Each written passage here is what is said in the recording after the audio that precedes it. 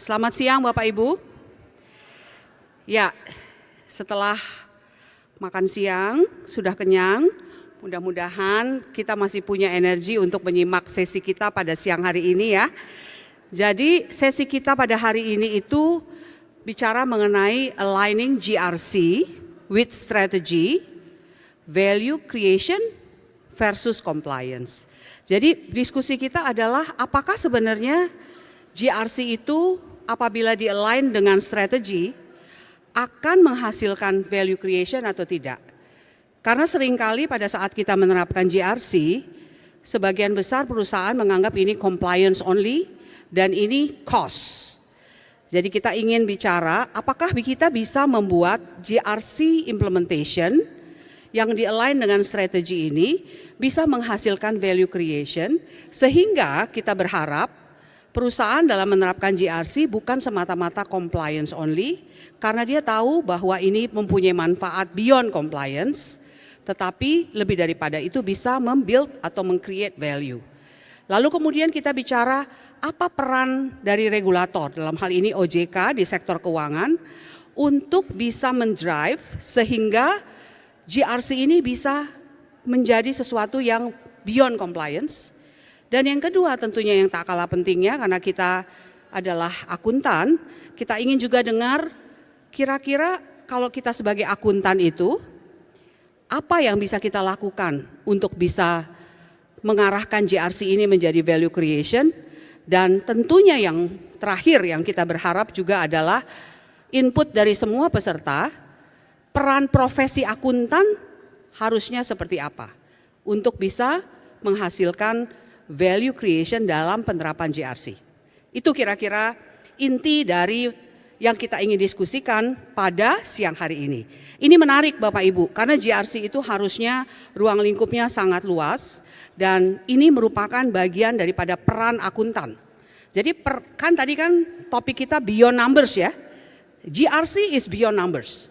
Jadi itu yang harus kita buktikan bahwa akuntan itu bukan sekedar debit kredit dan angka. Tetapi peran yang lebih strategik salah satunya adalah bagaimana convert GRC menjadi value creation initiative. Oke. Nah, telah hadir dua pembicara yang sangat kompeten untuk mendiskusikan ini. Yang pertama yang saya hormati Bapak Iwan Pasila. Beliau adalah Deputy Commissioner bidang pengawasan, perasuransian, penjaminan, dana pensiun Otoritas Jasa Keuangan. Kalau kita tahu sekarang nih OJK dengan Undang-Undang P2SK expanded ya Pak. Jadi kalau dulu kita kenal dengan IKNB, sekarang IKNB itu menjadi beberapa komponen dan Pak Iwan Pasila ini fokus di bidang pengawasan perasuransian, penjaminan, dan dana pensiun. Saya akan bacakan sedikit profil beliau. Beliau sangat berpengalaman di bidang industri asuransi. Saya mengenal beliau cukup lama, pindah-pindah dulu ada di Kementerian Keuangan, terus ke industri, sekarang balik lagi ke regulator ya Pak ya. Nah luar biasa. Sebelum menjadi Deputy Commissioner, beliau juga pernah menjadi Direktur Utama BRI Life. Beliau menyelesaikan pendidikan sarjana matematika di ITB pada tahun 1992 dan memperoleh gelar Master of Science dari City University London pada tahun 1996. Kita berharap beliau akan membahas tentang economic outlook global dan domestik dalam industri perasuransian serta bagaimana sih reformasi industri dilakukan oleh regulator dalam hal ini OJK untuk mengembalikan kepercayaan publik pada perasuransian Indonesia dan tentunya salah satu komponennya adalah penerapan GRC. Bapak dan Ibu, sebelum kita masuk dalam pemaparan dari Bapak Iwan Pasila, saya ingin mengundang kita berpartisipasi dalam pooling. Jadi kalau bisa mohon dapat diakses IAI Lounge-nya. Tadi Ibu Monika sudah jelaskan bagaimana mengakses. Boleh ditayangkan poolingnya? Ya. Kok sudah ada jawabannya? Luar biasa, ini one step ahead para akuntan. Jadi pertanyaannya begini, bisa kelihatan ya? Jadi menurut Anda, apa tantangan terbesar dalam menerapkan GRC di industri jasa keuangan Indonesia? Pak Iwan mungkin bisa jadi input, menurut mereka yang paling signifikan adalah kurangnya kesadaran dan pemahaman GRC. Nah, tentunya nanti Pak Iwan dan Pak Tata barangkali bisa memperkenalkan apa itu GRC. Kedua, di situ adalah kurangnya regulasi dan enforcement, Pak Iwan. Jadi mungkin kita harus bahas di industri jasa keuangan khususnya asuransi dan dana pensiun, kira-kira pengaturan tentang GRC itu sudah seberapa komprehensif, dan tentunya kalaupun ada, apakah enforcementnya selama ini telah dilakukan. Mungkin itu bisa kita diskusikan. Dan berikutnya juga adalah keterbatasan sumber daya dan infrastruktur. Sekali lagi biasanya kalau bicara mengenai keterbatasan sumber daya dan infrastruktur, selalu konsepnya karena ini dianggap adalah compliance dan cost. Kalau mereka sudah paham bahwa ini beyond compliance, ini adalah value creation, harusnya keterbatasan sumber daya dan infrastruktur itu akan mudah untuk dimitigasi karena semuanya ada rewardnya Bapak Ibu ya. Oke, jadi kita tahu bahwa jawabannya demikian, mungkin pertanyaan berikutnya adalah peran dari regulator. Bisa ditayangkan berikutnya? Pooling kedua. Apakah prioritas utama yang sebaiknya diambil oleh OJK untuk meningkatkan penerapan GRC di industri jasa keuangan? Ini adalah perspektif peserta ya Bapak Ibu. Silakan mungkin bisa diisi menurut Anda. Apakah prioritas utama yang sebaiknya diambil oleh OJK untuk meningkatkan penerapan GRC di industri jasa keuangan? Sebagai akuntan tentunya Anda mengobservasi apa yang terjadi dan tentunya berharap Anda punya perspektif yang cukup objektif untuk bisa memberikan input kepada Pak Iwan dalam kaitan ini.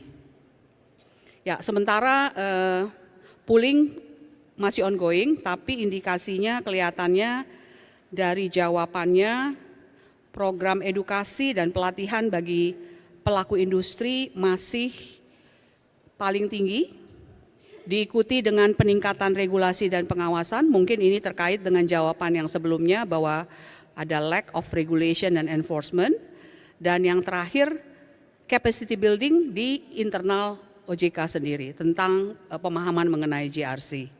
Ya, jadi kelihatannya tren itu tidak bergerak, jadi saya asumsikan komposisi jawabannya seperti ini Pak Iwan.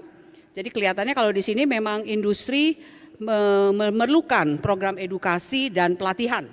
Ya, dan tentunya juga barangkali OJK sebagai pihak regulator perlu meningkatkan regulasi dan juga enforcement. Ya, saya rasa mungkin itu jawabannya. Terima kasih Bapak Ibu atas masukannya. Nah, selanjutnya kami persilakan Pak Iwan, Anda mempunyai waktu 30 menit untuk memberikan paparannya. Silakan Pak. Baik, terima kasih Bu Rosita untuk introduction di awal. Yang terhormat ada Bu Sofia, Pak Sidarta, Bu Uli, Bu Rosita Uli, ada teman-teman semua, ada Bu Ersa kayaknya ya. Bapak Ibu, para akuntan yang sangat expert di bidangnya. Assalamualaikum warahmatullahi wabarakatuh. Salam sejahtera bagi kita semua, Om Swastiastu, Namo Buddhaya, salam kebajikan. Pertama-tama Bapak Ibu kita mengucap syukur kepada Tuhan, hari ini boleh hidup dan bukan hanya hidup tapi sehat gitu ya. Ini berkah yang luar biasa untuk kita bisa melakukan apa yang kita lakukan untuk memberi makna bagi negeri yang kita cintai ini. Bapak Ibu izinkan saya mungkin membagikan beberapa hal yang kami lakukan khususnya di pengawasan mengenai perasuransian, penjaminan, dan dana pensiun. Karena kalau saya bicara terlalu lebar nanti ada Bu Sofi yang lebih paham gitu ya. Baik, mungkin saya mulai dari slide berikut. Slide berikut ini adalah tantangan global yang outlook yang kita lihat di OJK yang akan mempengaruhi bagaimana behavior dari teman-teman pelaku usaha. Jadi kami memang melihat bahwa behavior pelaku usaha ini tentu tidak terlepas dari tantangan yang mereka hadapi, baik dari internal perusahaan maupun di eksternal. Nah, eksternal ini memang kalau kita lihat terutama di perusahaan perasuransian, penjaminan dan dana pensiun ini kondisi perekonomian global ini memang sangat berpengaruh. Kenapa? Karena memang tidak secara langsung mungkin mempengaruhi penetrasi di pasar, tetapi sangat berpengaruh terhadap nilai pasar dari aset-aset investasi yang di hold untuk memastikan bahwa mereka bisa memenuhi kewajibannya pada waktu jatuh tempo. Jadi kalau kita lihat mungkin yang sebelah kanan Bapak Ibu mungkin ini terlalu kecil, tetapi yang sebelah kanan kotak yang atas itu, ini adalah proyeksi economic outlook kita per Oktober. Jadi kalau kita lihat di dunia itu mungkin overall mencapai sekitar 2,9%, Indonesia sekitar 5% diproyeksikan tumbuh di tahun 2024. Nah pertumbuhan ini Bapak Ibu ada koreksi. Kenapa koreksi? Karena memang dunia ini sangat dinamis dan sangat bergerak dan pertumbuhan global ini memang sekarang ini menjadi turun. Ada koreksi turun karena memang kondisi perekonomian yang ada sekarang ini. Jadi dibandingkan dengan proyeksi pada bulan Juli tahun 2023 untuk tahun 2024 itu ada penurunan sekitar 0,1% untuk whole world, tetapi untuk Indonesia proyeksinya masih tetap. Inflasi Indonesia juga kemungkinan besar akan sangat baik karena kita akan berada di level 4,9, turun dari sekitar 4,95% proyeksi pada akhir tahun ini. Dan ini juga diproyeksikan turun dari proyeksi pada waktu diproyeksi di bulan Juli tahun 2023. Jadi ada sentimen positif. Di slide berikutnya ini adalah kalau kita lihat dari sisi domestik. Karena memang kalau kita lihat sekarang ini salah satu penopang dari current account kita itu memang sangat dipengaruhi oleh cadangan devisa kita yang dipengaruhi oleh hilirisasi dari sisi beberapa proyek-proyek yang padat modal. Jadi kalau kita lihat Bapak Ibu di APBN kita sekarang ini tahun 2024 itu proyeksinya juga sangat-sangat baik, sangat-sangat optimis gitu ya, diproyeksikan sekitar 5,2% dengan inflasi sekitar 2,8%. Ini yang diproyeksi secara domestik. Dan kalau kita lihat IMF maupun World Bank dan ADB itu juga memproyeksikan di kurang lebih kisaran yang sama. Bank Indonesia dalam pertemuan tahunan beberapa waktu yang lalu juga memproyeksikan pertumbuhan yang cukup baik. 2024 itu berkisar 4,7 sampai 5,5%. Nah ini memang kalau kita lihat agak lebar ya range-nya, tetapi memang ini juga memang menggambarkan adanya ketidakpastian dari sisi ekonomi global yang sangat mempengaruhi. Jadi ini kondisi-kondisi yang memang akan mempengaruhi behavior dari para pelaku usaha, khususnya di bidang perasuransian, penjaminan, dan dana pensiun.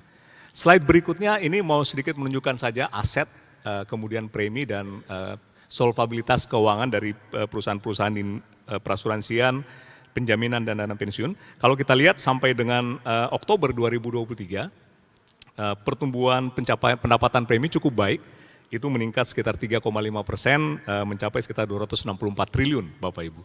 Memang ini ditopang oleh pertumbuhan yang signifikan di asuransi umum, yang naik sekitar 20%, sementara perusahaan asuransi jiwa masih terkontraksi sekitar hampir 7%. Ini memang sangat dipengaruhi oleh sentimen pasar dan kemudian juga memang beberapa pengaturan yang diterapkan OJK untuk memperketat cara-cara menjual produk unit link yang banyak mengakibatkan pertanyaan masyarakat sebelumnya.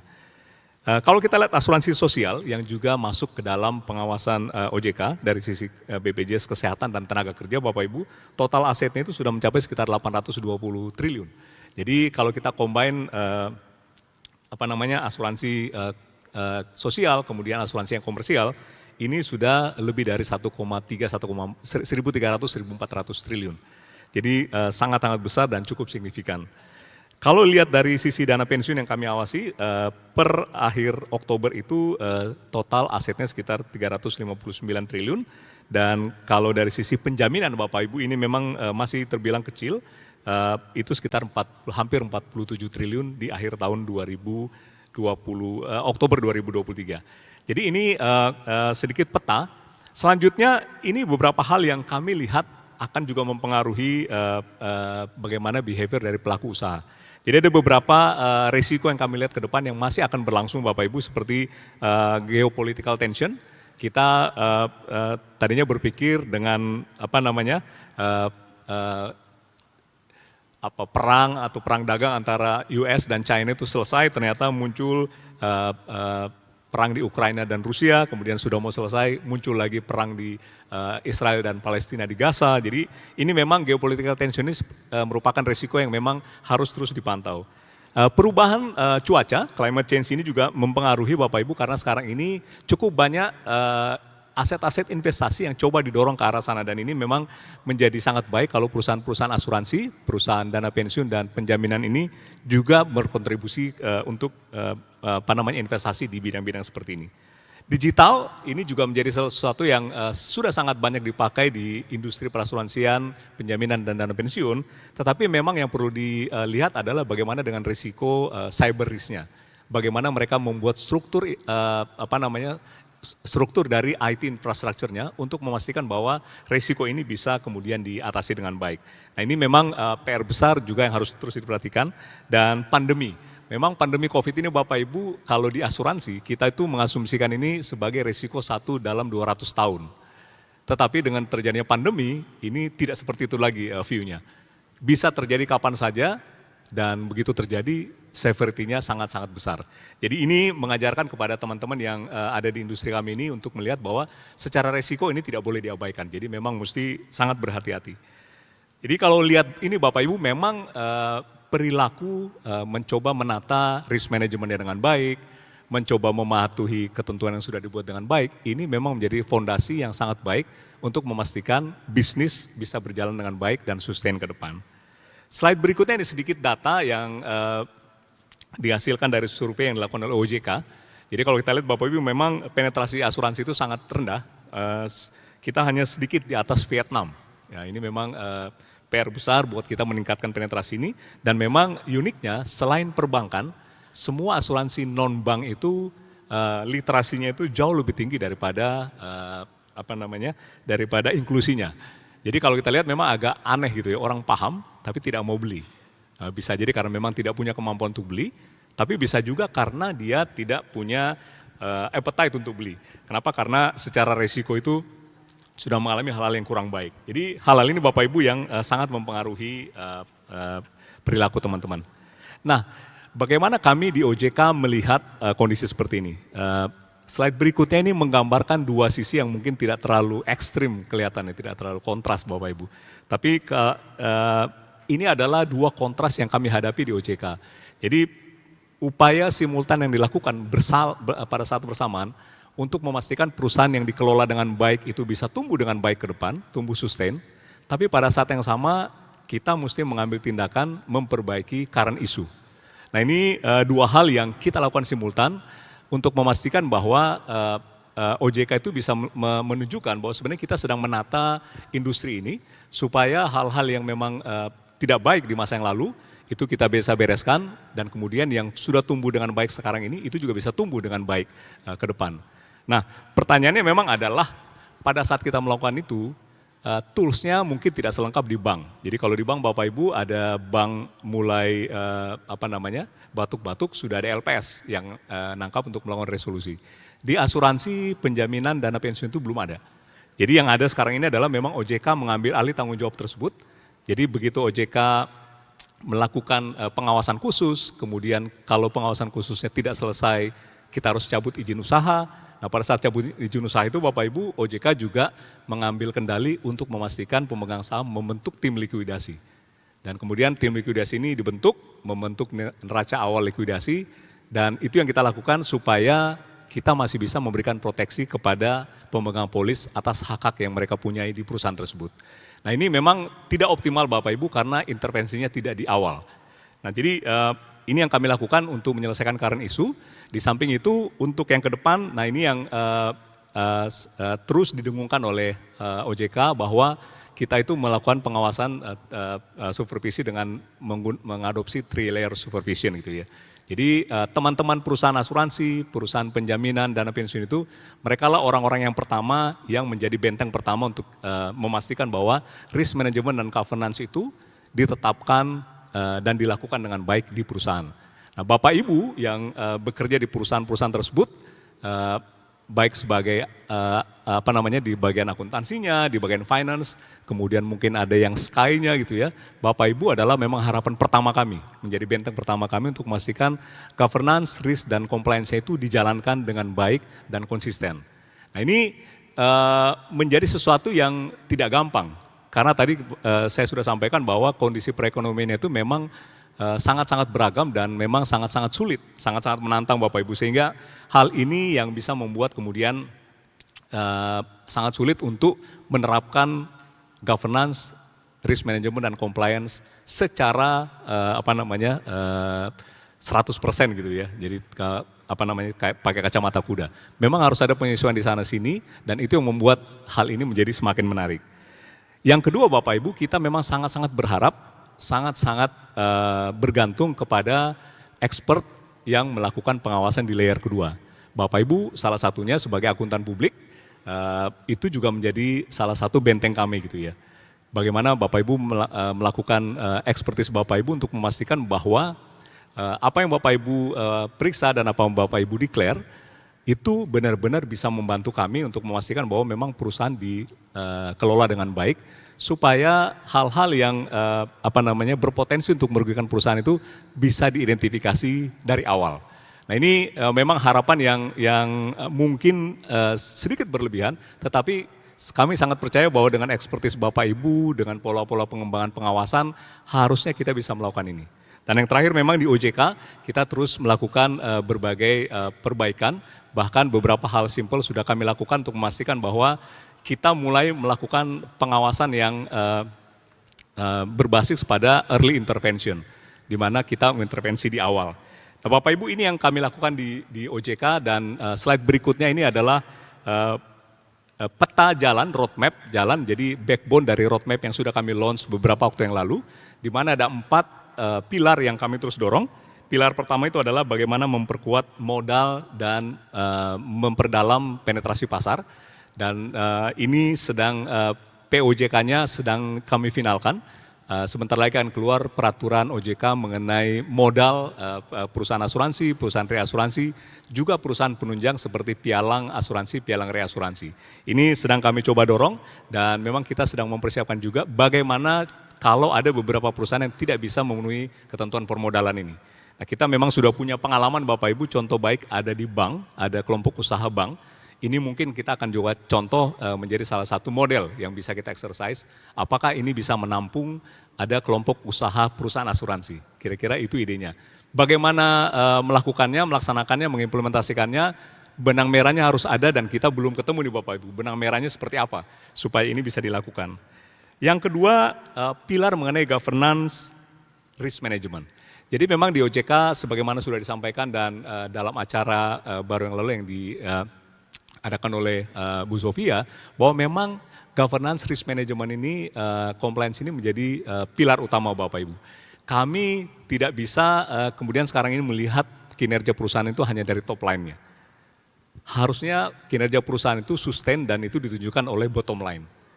Nah, tetapi bagaimana menghasilkan bottom line yang sustain ke depan di tengah-tengah kondisi pasar yang terus bergejolak, ini memang menjadi PR besar. Kenapa? Karena di tengah-tengah itu tentu banyak hal yang harus dilakukan, tetapi bagaimana kita menjaga supaya governance, risk management, dan compliance itu tetap dilakukan. Nah ini memang menjadi tantangan buat kita, karena kami melihat bahwa di dalam pilar ini, struktur komite-komite yang ada di perusahaan, kemudian bagaimana memperkuat kompetensi orangnya, dan kemudian bagaimana prosesnya itu dilakukan, ini merupakan hal yang sebenarnya basic principle, tetapi pelaksanaan di perusahaan-perusahaan itu belum tentu dilakukan dengan baik. Nah ini yang kami terus dorong Bapak Ibu di dalam roadmap asuransi ini, dan nanti akan roadmap ini kurang lebih akan juga kami expand ke dana pensiun dan kemudian ke penjaminan. Kami juga mendorong perusahaan-perusahaan untuk mulai melihat bahwa tempat kita berusaha ini adalah satu ekosistem. Jadi tidak bisa hanya melihat bahwa perusahaan asuransi itu berdiri sendiri. Karena ada aspek-aspek lain yang harus diperhatikan. Karena itu memang end-to-end enforcement ini perlu kami lakukan supaya kita bisa memastikan bahwa perusahaan itu mulai paham. Sebagai contoh Bapak Ibu, perusahaan asuransi umum itu biasanya menggunakan broker gitu ya untuk memasarkan produknya. Nah sekarang ini kita melakukan misalnya audit di OJK itu adalah audit vertikal, kami sebutnya vertikal, di mana kita hanya audit perusahaan itu di perusahaan itu saja. Nah kami sedang mengembangkan mekanisme di mana kita kemudian mengaudit secara horizontal. Ini yang kami sebut sebagai kami namakan tematik, tapi mungkin tidak seperti tematik di perusahaan itu ya. Di mana kita mau coba masuk. Jadi kalau perusahaan asuransi ini memasarkan produknya melalui broker A, maka kita juga akan masuk dalam broker tersebut untuk melihat bagaimana alur premi, alur polis dari perusahaan asuransi melalui broker sampai kepada badan usaha. Karena sekarang ini cukup banyak komplain dari pemain di pasar di mana biaya ini tidak menjadi terlalu jelas. Nah, Bapak Ibu, ini yang kita coba sasar bahwa kita ingin menunjukkan kepada teman-teman di pasar bahwa cara-cara pengawasan seperti ini tentu harus juga diantisipasi oleh mereka untuk menumbuhkan proper behavior dari teman-teman asuransi, broker maupun badan usaha. Kemudian yang terakhir Bapak Ibu, memang ini adalah penerapan best practices, dan sekarang yang sedang hangat-hangatnya di industri asuransi itu adalah penerapan PSAK 117 nantinya. Sekarang masih PSAK 74 gitu ya. Ini juga merupakan PR tersendiri Bapak Ibu. Ini setahu saya sudah 2-3 tahun kita berbicara mengenai teorinya, berbicara mengenai training, tetapi sampai sekarang menyisakan pertanyaan besar implementasinya. Karena OJK sudah mengadopsi bahwa by 2025, 1 Januari kita sudah mulai menerapkan. Nah pertanyaannya sekarang Bapak Ibu, kami mulai meminta perusahaan itu mulai menyampaikan opening balance-nya seperti apa gitu ya. Dan banyak perusahaan yang belum menyampaikan, banyak perusahaan yang menyatakan bahwa kami belum siap gitu ya. Padahal sudah 2 tahun lebih dikatakan bahwa harus siap gitu ya. Nah ini PR besar. Tetapi dalam diskusi kami, dan Bu Ersa tahu persis gitu ya, dalam diskusi di tim pelaksana Bapak Ibu, pertanyaan mendasar lain adalah teman-teman akuntan publik KAP itu, IAPI udah siap belum gitu ya. Ini pertanyaan tambahan yang memang harus kita sama-sama cermati supaya ketika ini dilaksanakan baik layer pertama maupun layer keduanya itu siap untuk melakukan. Nah ini Bapak Ibu yang kami coba lakukan. Sementara itu di OJK sendiri kita berusaha untuk mulai membuka belajar kepada rekan-rekan di negara lain. Jadi kami sekarang sudah cukup banyak aktif menjadi anggota di beberapa asosiasi internasional. Slide terakhir menggambarkan bahwa memang industri perasuransian, penjaminan dana pensiun itu agak unik Bapak Ibu. Uniknya di mana? Karena kita itu sebenarnya jualan janji, gitu ya. Kami jual janji bahwa kalau resiko itu terjadi, kami menjamin kami akan mengganti sesuai dengan uang pertanggungan yang kita perjanjikan. Nah pertanyaannya adalah memang apakah kita bisa mengkuantifikasi resiko tersebut? Kalau kita bicara mengenai asuransi jiwa Bapak Ibu, itu sudah cukup banyak data, ada tabel mortalita yang bisa menjadi referensi kita. Tapi kalau kita bicara asuransi kredit, di mana yang di cover itu adalah default dari loan tersebut, ini database-nya nggak ada. Dan bagaimana kita bisa mengkuantifikasi risikonya? Nah ternyata di penjaminan ada cara-cara tertentu yang dilakukan. Nah jadi kita sedang mencoba membuat Bapak Ibu semacam referensi, bahwa untuk resiko seperti ini harusnya pengelolaannya itu seperti ini. Governance-nya itu seperti ini, risk management harus seperti ini, dan harus diikuti dengan penetapan prosedur-prosedur supaya memastikan bahwa prosesnya berjalan lancar. Sehingga kalau resiko itu terjadi, itu bisa dibayar sesuai dengan persyaratan yang sudah disepakati bersama. Nah ini menjadi penting Bapak Ibu, dan kemudian di contoh di perusahaan asuransi maupun dana pensiun, ketika kita mulai bisa menetapkan liability tersebut, maka itu harusnya tidak bisa lepas dari kondisi bahwa sebenarnya liability itu akan di-fund oleh aset. Nah sekarang ini di OJK Bapak Ibu kita terus mengembangkan dan terus mendorong bahwa pengelolaan di perusahaan ini tidak boleh mengelola investasinya itu silo terhadap kewajibannya. Jadi sebenarnya mungkin yang Bapak Ibu sudah sering dengar asset liability matching itu memang adalah prinsip dasar yang harus dilakukan di perusahaan asuransi, penjaminan maupun dana pensiun. Nah bagaimana caranya? Ya memang harus duduk ngobrol. Karena tidak mungkin ada orang yang bisa punya ekspertis aktuaris, akuntan, atau ahli investasi pada saat yang bersamaan. Dan kalaupun ada mungkin nggak banyak. Nah, jadi Bapak Ibu ini yang kita lakukan sehingga memang kita terus mendorong perusahaan-perusahaan untuk mulai melakukan ini. Di OJK kita mulai kuartal 4 ini Bapak Ibu sudah mulai menggunakan report yang masuk, kita coba analisa sederhana dan kita panggil perusahaannya untuk menjelaskan bagaimana mereka menetapkan risiko yang akan di-cover, bagaimana mereka mengevaluasi risiko tersebut, dan bagaimana mereka melakukan investasi apakah dikaitkan dengan risiko yang mereka cover. Jadi sebagai contoh Bapak Ibu kita sudah panggil 4 perusahaan misalnya gitu ya. Ini adalah perusahaan-perusahaan yang menurut kita itu menjual produk-produk asuransi yang digaransi. Jadi dia memberikan garansi. Ada yang memberikan garansi 6%, ada yang memberikan garansi 7% Bapak Ibu. Nah waktu ditanya, itu investnya di mana? Ada yang taruh di saham Bapak Ibu. Nah pertanyaannya ini kan sudah nggak ada koneksi antara garansi dengan investasi di saham. Kenapa di saham? Karena mereka ingin mengejar yang 7% tadi. Gitu ya. Nah, tetapi setiap bulan harusnya kan itu bisa dimonitor hasilnya berapa. Kalau infrastruktur data di perusahaan itu bisa baik. Dan memang yang kami dapati juga bahwa ternyata expert seperti aktuaris ini itu kemudian tidak bisa mengkomunikasikan bahwa Bapak Ibu direksi ini sudah alert. Karena Bapak Ibu menutup top line, mendapatkan top line, tapi generate loss di bawah. Semakin banyak Bapak tutup top line, semakin besar potensi loss di bawah.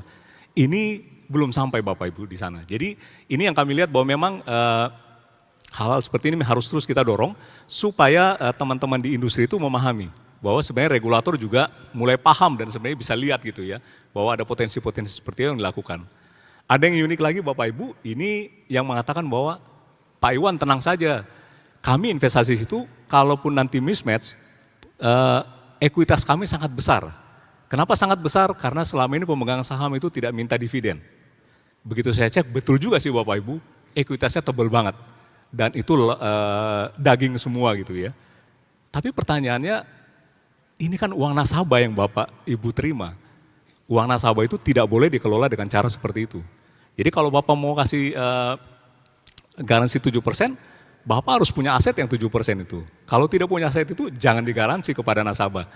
Karena kalau saya pemegang saham, saya pasti nggak mau uang saya itu Bapak Ibu pakai untuk dikasih ke nasabah. Nah Bapak Ibu praktek-praktek seperti ini masih ada di pasar. Nah pertanyaannya memang adalah ketika teman-teman yang berprofesi sebagai akuntan di dalam perusahaan atau di luar, ini memang apakah kemudian juga mulai bisa melihat titik-titik ini. Jadi connecting the dots ini dan kemudian memahami korelasinya ini yang harapan kami juga bahwa Bapak Ibu juga mengembangkan hal ini. Kami percaya bahwa mungkin tidak bisa Bapak Ibu menguasai semua. Tidak ada yang bisa menguasai akuntansi, finance itu kemudian menguasai aktuaris pada saat yang bersamaan gitu ya. Itu kan akan sangat sulit. Tetapi kalau kita sudah tahu titik-titiknya dan kita sudah bisa sedikit link, harusnya itu membuka ruang untuk komunikasi dengan sesama expert di perusahaan tersebut. Nah, jadi harapan kami Bapak Ibu memang adalah bahwa kita melakukan expertise kita itu tidak boleh silo, karena memang terutama di perasuransian penjaminan dana pensiun ini memang agak kompleks Bapak Ibu, agak unik karena kita itu menjual janji gitu ya. Dan janji ini harus ditepati pada saat dia jatuh tempo. Bagaimana caranya? Ya kita mesti pastikan bahwa janji kita itu benar-benar janji yang bisa kita tepati, kuantifikasi risikonya ada monitoring terhadap asumsinya, dan ada korelasi pada saat menginvestasikan uang tersebut. Nah ini Bapak Ibu yang kami terus lakukan, dan ketika kami mendorong ini, kita juga kemudian sekarang baru menyadari bahwa ternyata memang database sebagai referensi itu belum ada. Sebagai contoh Bapak Ibu di asuransi umum misalnya, kita itu tidak punya database misalnya untuk melihat apakah orang yang masuk itu misalnya punya kondisi keuangan yang baik. Dia itu dislik seperti apa sebenarnya. Nah ini belum pernah dilakukan itu ya. Karena apa? Karena memang pada prakteknya perusahaan asuransi itu biasanya ada di bawah gitu ya dibanding perbankan. Nah hal seperti ini kemarin kami bersyukur di rapat Dewan Komisioner itu juga dibahas dan support dari perbankan sangat baik untuk mulai melakukan proses-proses underwriting ini Bapak Ibu di perbankan karena mereka memang yang jual produknya. Hal lain misalnya adalah kita itu sekarang tidak punya database misalnya di kesehatan Bapak Ibu. Kita nggak tahu bahwa misalnya ada badan usaha yang bisa lompat tuh dari satu perusahaan ke perusahaan asuransi lain.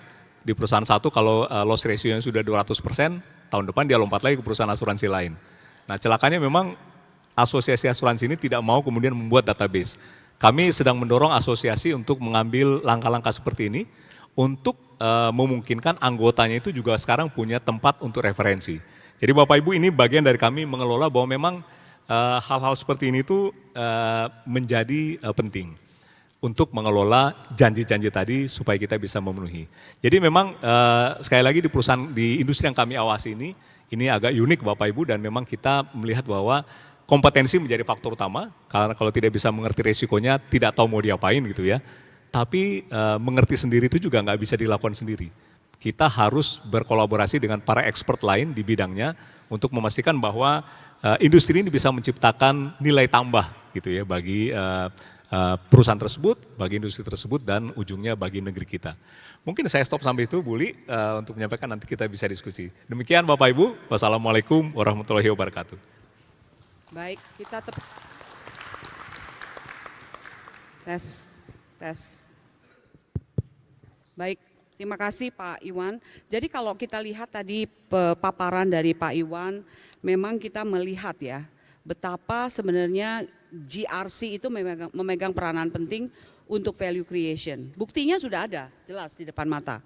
Kalau kita boleh jujur ya Pak Iwan ya, selama barangkali 20 tahun terakhir, mungkin industri perasuransian itu memang harus diakui masih lemah dalam bidang GRC. Kalau kita bandingkan dengan perbankan misalnya gitu ya. Padahal kalau kita lihat industri perasuransian, terutama asuransi jiwa, itu adalah bisnis resiko tinggi. Karena kita menerima premi di depan, tetapi klaimnya bisa 10 tahun, 20 tahun yang akan datang. Nah, bagaimana mungkin bisnis itu bisa sustain kalau tidak ada fungsi risk management di dalamnya. Nah, inilah bukti kuat bahwa sebenarnya risk management, governance itu bukan compliance Bapak Ibu. Buktinya ini di depan mata kita. Kalau kita lihat statistiknya tadi dalam 5 tahun terakhir, industri asuransi jiwa itu pendapatannya turun sampai 30% ya Pak. Dan itu sumber utamanya adalah lack of GRC. Jadi tidak ada lagi bukti yang harus kita cari. Oleh karena itu para akuntan, kalau Anda ada di perusahaan atau bahkan Anda akuntan publik atau akuntan pendidik, speak up bahwa GRC itu penting sekali untuk industri perasuransian. Nah, saya sangat senang Pak Iwan, dari paparan Pak Iwan begitu masuk ini langsung melakukan beberapa hal. Ini adalah sebenarnya harusnya terusan dari Pak Ogi kali ya. Jadi sangat-sangat apresiasi. Kalau kita lihat tadi ada penguatan-penguatan yang signifikan. Jadi kalau kita lihat perasuransi ini ada 4 komponen penting ya Pak ya. Yang pertama adalah pemegang polisnya, kedua perusahaan asuransinya, yang ketiga lembaga penunjang dan asosiasinya, dan yang terakhir adalah OJK-nya. Nah, untuk bisa melakukan improvement, 4 komponennya itu harus dikuatkan. Itu kesimpulan dari yang saya dapatkan dari paparan Pak Iwan. Nanti barangkali setelah sesi Pak Tata, kita diskusikan lebih lanjut. Apa sebenarnya area yang mungkin bisa kita sumbangsikan kepada Pak Iwan di luar apa yang sudah dipaparkan.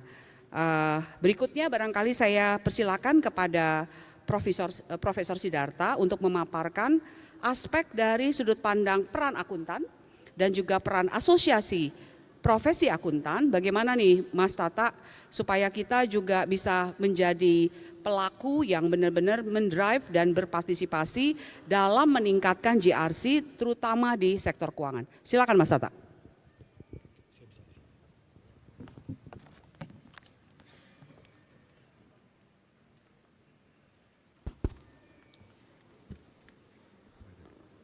Baik, terima kasih Ibu Moderator, Bu Rosita. Assalamualaikum warahmatullahi wabarakatuh. Salam sejahtera bagi kita semua. Selamat siang Bapak Ibu sekalian. Yang terhormat Ibu Ketua Dewan Audit Otoritas Jasa Keuangan, Ibu Sofia, senior kita semua. Ada Pak Timothy di sini. Senang sekali Pak Timothy hadir di sini. Kemudian juga ada Pak Rudi Kusnadi ya. Tadi ada ya. Kemudian juga tentunya rekan-rekan DPN dan juga Pak Hendang nih, teman dari IAPI, senang dari IAPI ada yang hadir juga di sini. Juga Bapak Ibu sekalian dan juga ada Prof Dian nih, Ketua IAI Kompartemen Akuntan Pendidik Bu. Nanti saya akan singgung juga nih ke kurikulum, implikasinya ke kurikulum pendidikan profesi akuntansi.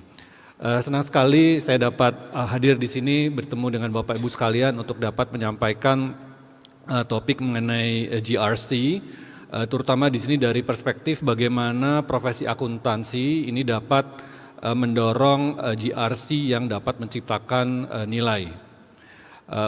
Pada saat saya diminta untuk menyampaikan sesi ini, saya membaca judulnya ya, dan ini tadi juga sudah disinggung sama Bu Rosita. Di situ disebut bagaimana aligning strategi dan di GRC, kemudian ada titik 2, selanjutnya adalah value creation versus compliance. Jadi ada versusnya. Dan ini kemudian saya bertanya-tanya, kenapa ini versus? Harusnya sih sejalan semua ya, untuk bisa GRC yang value creation itu harus memang ada strategi, kemudian ada alignment, dan kemudian ada aspek compliance-nya. Namun memang mungkin ada benarnya ya Bapak Ibu sekalian. Karena apa? Karena memang saat ini kan memang ada aturan ya, bank harus melaksanakan GRC, demikian juga tadi asuransi, kemudian juga bahkan perusahaan publik juga ada harus melaksanakan GCG, risk management dan seterusnya. Nah bisa jadi di sini yang terjadi adalah perusahaan-perusahaan ini kemudian menerapkan GRC ini secara formalitas mungkin ya Bapak Ibu sekalian ya. Yang penting patuh, yang penting bisa klaim bahwa sudah patuh pada aturan-aturan yang ada. Ya, namun secara substansi tidak diterapkan. Ya, akibatnya apa? Akibatnya manfaat dari GRC ini yaitu dalam konteks untuk penciptaan nilai itu tidak terjadi Bapak Ibu sekalian. Dan bahkan to certain extent itu bahkan kemudian menyebabkan terjadinya corporate failures Bapak Ibu sekalian. Ini kita bisa lihat contohnya sih, beberapa kasus ya perusahaan yang besar beberapa tahun terakhir termasuk yang ada dari industri asuransi ya Pak Iwan ya. Kalau Bapak Ibu sekalian kemudian baca laporan tahunannya Bapak Ibu sekalian, keren banget ya. GCG, Good Corporate Governance, skornya 90. Kemudian ERM, Enterprise Risk Management, ya. Laporan tahunannya sudah berdasarkan integrated report, keren banget kan ya. Namun perusahaan ini gagal, ya, dan menyebabkan kerugian yang mencapai triliunan rupiah. Nah itu bisa jadi ini mungkin pertanyaan jadi sangat relevan ya, bisa jadi secara formal menerapkan GRC tapi secara substansi tidak, dan bahkan kemudian menyebabkan terjadinya kegagalan perusahaan tersebut. Nah jadi pada sesi ini saya akan sampaikan bagaimana sih peran dari profesi akuntan untuk memastikan bahwa GRC yang diterapkan di perusahaan itu memang pada akhirnya memberikan manfaat tidak saja bagi perusahaan tapi juga kepada masyarakat secara luas. Demikian mungkin secara umum ya Bapak Ibu sekalian. Next slide please, slide berikutnya. Nah, jadi ini outline-nya. Nah, saya pertama akan menyampaikan mengenai AFEK Bapak Ibu sekalian ya, karena tadi saya juga diintroduce sebagai AFEK, apa itu AFEK, dan ini nanti juga kita akan lihat ya bagaimana visi misi dan juga strategi dari AFEK ini itu sebenarnya penting untuk dilaksanakan juga dalam rangka mendukung profesi akuntan yang mendorong GRC yang bermanfaat. Ya, jadi itu poin pertama yang akan saya sampaikan. Berikutnya adalah GRC for long term value creation. Ketiga, bagaimana peran dari profesi akuntan. Ya, jadi terutama mungkin diskusi saya pada bagian yang ketiga, Bapak Ibu sekalian. Berikutnya, AFEK itu adalah singkatan dari International Federation of Accountants, dan AFEK ini adalah merupakan organisasi global profesi akuntan. Ya, dan anggotanya saat ini mencapai lebih dari 180 organisasi profesi akuntan. Di Indonesia ada 2, yaitu Ikatan Akuntan Indonesia dan juga ada IAPI, Ikatan Akuntan Publik Indonesia. Ya, mudah-mudahan nanti ke depan juga IAMI juga bisa join AFEK. Ya, kita lihat di sini juga dari 135 negara. Dan kenapa berbagai asosiasi profesi ini tertarik untuk join AFEK? Karena dengan menjadi anggota AFEK, asosiasi profesi ini akan memperoleh berbagai manfaat, ya, akan meningkatkan capacity dari organisasi profesi tersebut, yang pada akhirnya tentunya juga akan meningkatkan kompetensi dan juga kualitas dari anggotanya, ya, dari para professional accountants yang at the end juga akan memberikan dampak positif kepada masyarakat. Ya, jadi itu mengenai AFEK. Di sini ada 3 strategic priorities, nanti saya akan sampaikan lebih detail ya Bapak Ibu sekalian. Jadi basically kami akan merupakan global voice dari professional accountants ya atas berbagai isu di dunia, seperti misalnya mengenai isu mengenai keberlanjutan Bapak Ibu sekalian, ya efek sangat vokal dalam hal ini, termasuk juga yang terkait dengan corporate governance. Ya mungkin Bapak Ibu sekalian perlu saya informasikan bahwa pada tahun 2023 ini prinsip governance yang diakui di dunia ya, yaitu yang dikembangkan oleh G20 OECD itu baru saja dimutakhirkan. Ya, salah satu di sini perubahan signifikan dalam prinsip tersebut adalah adanya prinsip sustainability and resilience. Ya, dan kalau kita baca salah satu sub-prinsipnya itu adalah mengenai sustainability reporting. Dan di sini efek cukup berperan signifikan gitu ya dalam mendorong perubahan ini. Next slide. Slide ini menyampaikan visi dan juga tujuan dari efek Bapak Ibu sekalian. Ya, jadi visi dari AFEK adalah AFEK ingin menjadi suatu organisasi yang diakui dunia dan penting ya, essential untuk memastikan bahwa organisasi apakah itu sektor private dan sektor publik itu capacity-nya kuat, kemudian juga bertahan ya, resilience, sustainable, dan yang pada akhirnya juga akan berdampak positif pada ekonomi dan juga pasar keuangan. Ya, jadi itu adalah visi dari AFEK. Dan tujuan dari AFEK adalah AFEK tentunya bersama-sama dengan semua organisasi yang menjadi anggota AFEK, termasuk di sini IAI dan IAPI, adalah untuk memastikan kepentingan publik itu dapat dijaga. Ya, serve public interest by enhancing relevance, reputation, and value of the global accountancy profession. Jadi di sini perlu dipastikan bahwa profesi akuntansi ini tetap relevan dengan perkembangan zaman, ada digital technology, ada ancaman terhadap profesi akuntan itu tetap relevan, profesi akuntan, kemudian reputasinya tinggi dan juga memberikan value kepada masyarakat. Kita lihat di sini ada di tengah, kalau Bapak Ibu sekalian perhatikan ada yang di segitiga ya, strong and sustainable accountancy profession, jadi profesinya itu harus kuat. Ya. Jika profesi akuntansi itu kuat, maka akan berdampak positif terhadap organisasi sektor swasta maupun sektor publik. Dan jika organisasi sektor private dan publik itu kuat, dampaknya juga akan positif kepada financial markets dan economies. Ya, jadi terutama nanti yang akan saya bahas di sini adalah yang dari accountancy profession ke private and public sector organization, terutama dalam aspek GRC, governance, risk and compliance. Ya, kemudian kalau kita lihat yang di bawah, di situ juga disebut mengenai values dari AFEK. Yang pertama integrity, innovation, transparency, and collaboration. Ya, jadi yang pertama di sini ditekankan adalah bahwa integrity, karena reputasi dari profesi akuntansi itu adalah tergantung pada bagaimana persepsi dari masyarakat terhadap profesi ini, terutama dalam aspek integrity. Slide berikutnya. Nah, ini yang terkait dengan tema sesi ini ya Bapak Ibu sekalian, yaitu GRC for Long Term Value Creation.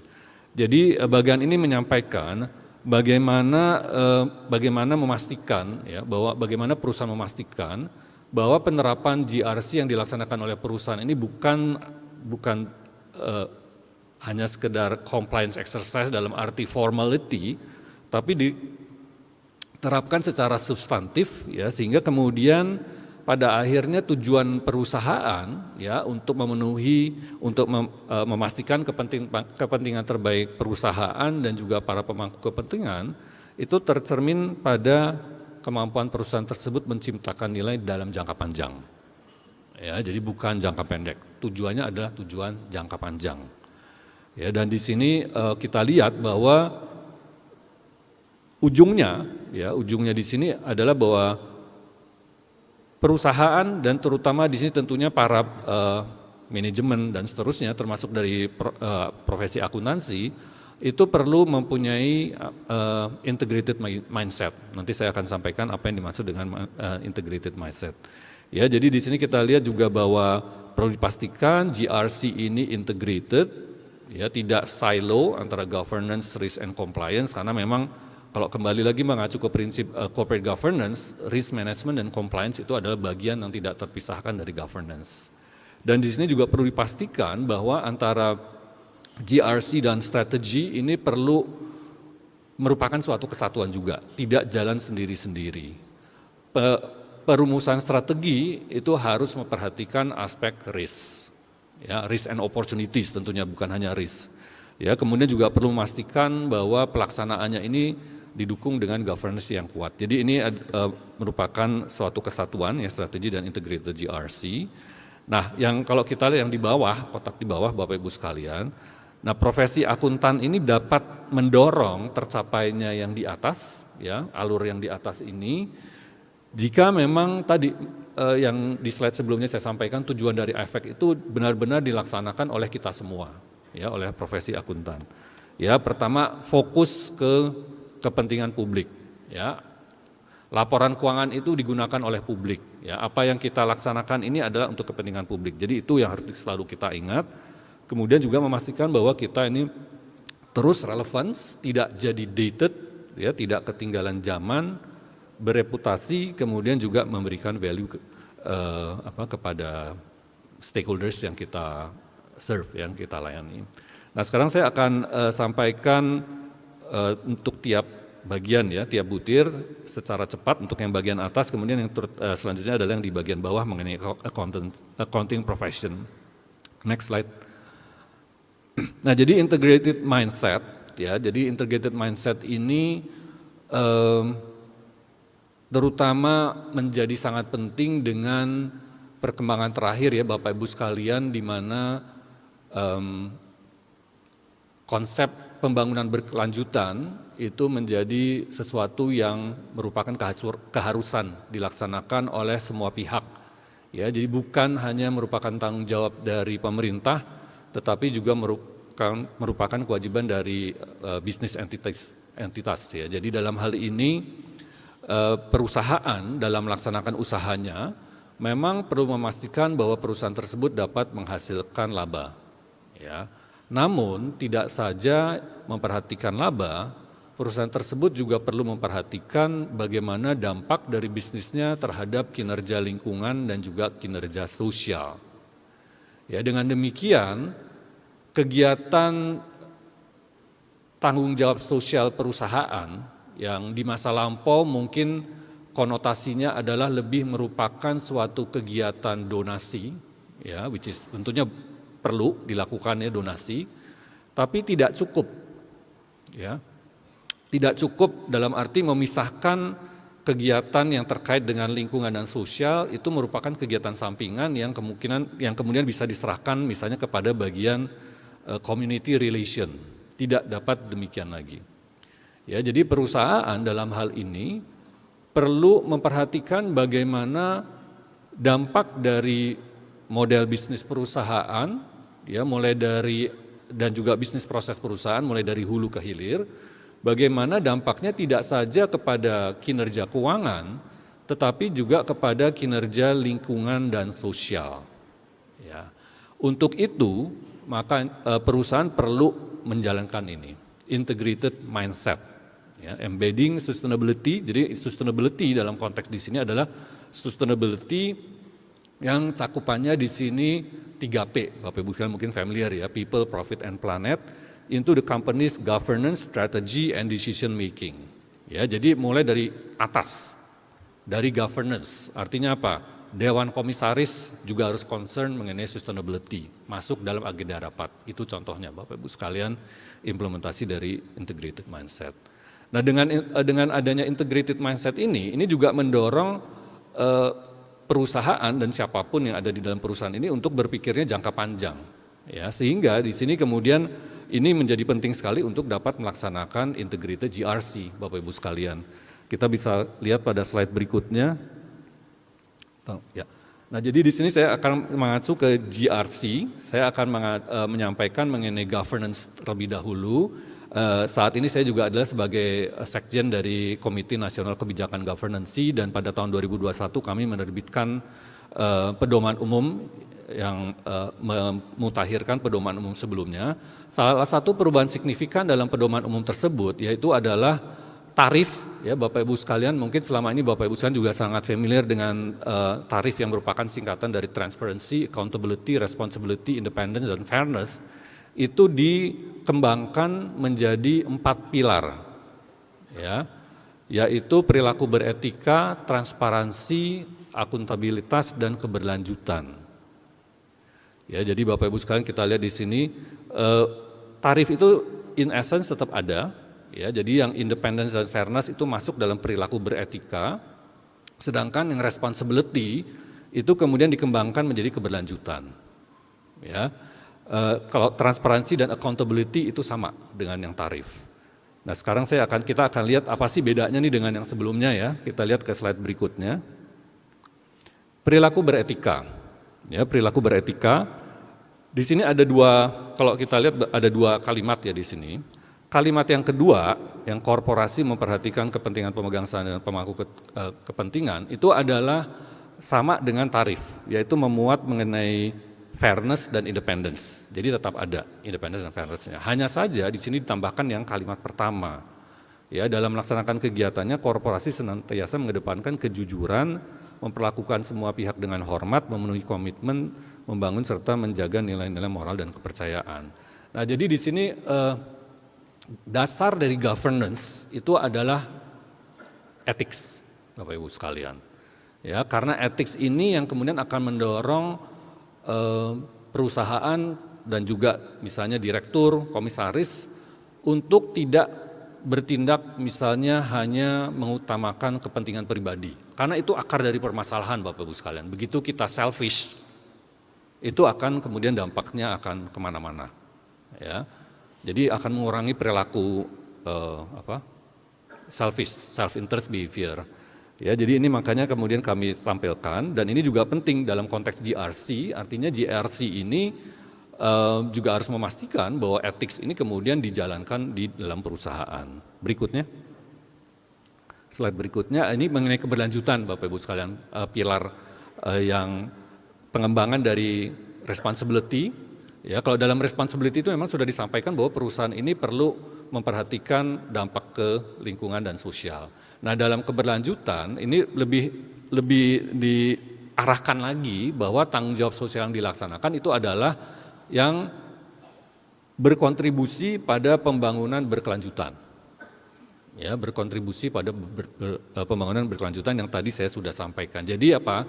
Implikasinya ya kegiatan CSR perusahaan harus berubah total. Ya, kegiatan CSR perusahaan ini yes, donasi bisa tetap dilaksanakan, tapi juga yang seperti saya sampaikan, integrating, embedding isu keberlanjutan dalam model bisnis perusahaan. Next. Nah, ini kemudian dalam prinsip kelima ya dari pedoman tersebut itu disampaikan mengenai integrasi ya. Tadi yang GRC ya, kita lihat bahwa sistem GRC itu perlu dipastikan terintegrasi ya, kemudian penanganan ketidakpastiannya secara terpadu dan dengan integritas yang tinggi. Ya, jadi Bapak Ibu sekalian di sini integrity juga masuk bagian dari GRC. Kemudian juga perlu dipastikan bahwa korporasi dapat mencapai tujuannya. Ya, jadi GRC itu bukan yang berdiri by itself, tapi juga harus dipastikan ada tujuannya. Dan ini masuk di dalam salah satu rekomendasi dari PUGKI, Bapak Ibu sekalian. Slide berikutnya. Nah, jadi kita lihat ya Bapak Ibu sekalian ya gambaran mengenai apa sih syarat untuk dapat memastikan GRC ini berdampak positif ya terhadap tujuan perusahaan. Ya, syaratnya adalah bahwa pertama dasarnya fondasinya adalah ethics. Ya, jadi itu menghilangkan perilaku self interest, perilaku yang menyembunyikan informasi, pengawasan yang lemah, ya itu semua penting banget.